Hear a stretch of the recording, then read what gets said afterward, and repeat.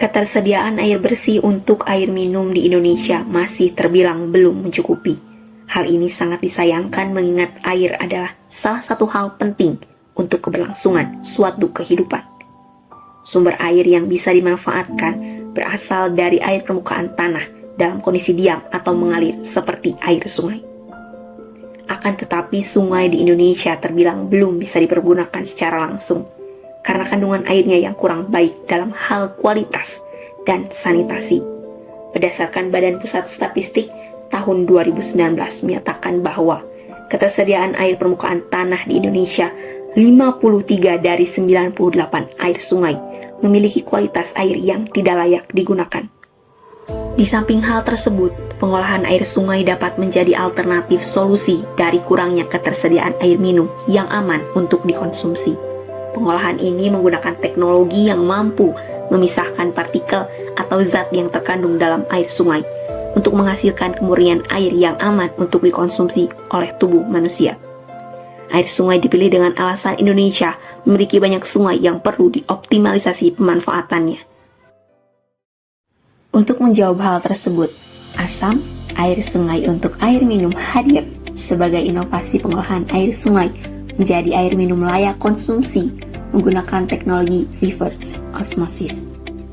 Sistem reverse osmosis dimulai ketika sungai yang terdapat sampah disaring terlebih dahulu dengan sistem penyaringan kasar melalui jaring-jaring yang dipasang di sungai. Penyaringan ini dilakukan untuk memisahkan air dengan sampah-sampah besar seperti dedaunan, plastik, dan lain-lain. Air sungai kemudian ditampung dalam bak penampung sementara untuk dilanjutkan ke pengolahan air secara reverse osmosis. Pada proses penampungan ini, air yang digunakan selanjutnya merupakan air yang sudah diendapkan terlebih dahulu. Kemudian, setelah proses penampungan, air akan dialirkan menuju ke proses pengolahan air yang terdiri dari 3 tahapan. Tahap pertama yaitu di tabung ke-1, terjadi proses presedimentasi filter untuk menyaring partikel atau zat-zat besar seperti endapan, debu, dan lain-lain. Menuju ke tahap selanjutnya di tabung 2 dan tabung 3 untuk proses pre-carbon filter, yang bertujuan untuk menyaring kembali partikel kecil yang belum tersaring sebelumnya. Setelah itu, air yang telah dilakukan pretreatment akan dipompa menuju ke sistem reverse osmosis. Sistem reverse osmosis ini memiliki membran semi-permeable yang terdiri dari lapisan tipis polimer yang memiliki derajat semi-permeabilitas tinggi. Maka air masukan harus diberikan tekanan, sehingga air yang terdorong melewati membran dan keluar sebagai air bersih yang disebut dengan permeat. Selain itu, terdapat cairan yang tidak bisa melewati membran karena masih terdapat pengotor dan disebut dengan konsentrat. Dari proses tersebut, permeat menjadi produk pada sistem reverse osmosis yang siap menjadi air layak minum dan konsentrat sebagian akan direcycle dan sebagian lagi akan dibuang.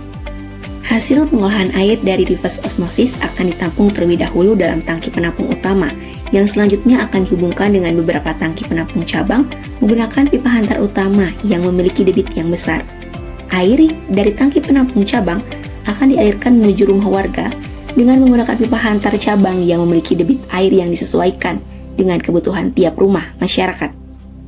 Dengan adanya pengolahan air sungai menggunakan sistem reverse osmosis ini, diharapkan kebutuhan air minum layak konsumsi bagi masyarakat Indonesia bisa terpenuhi.